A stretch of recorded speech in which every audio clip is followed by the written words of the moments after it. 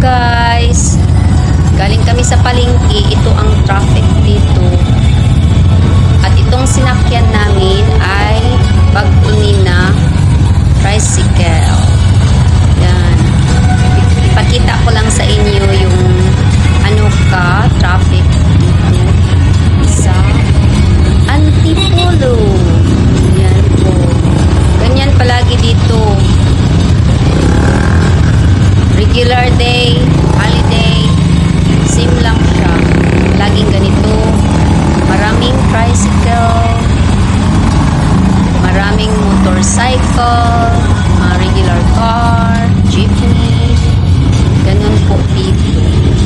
Kaya dandahan lang na mag-drive para safety ang lahat.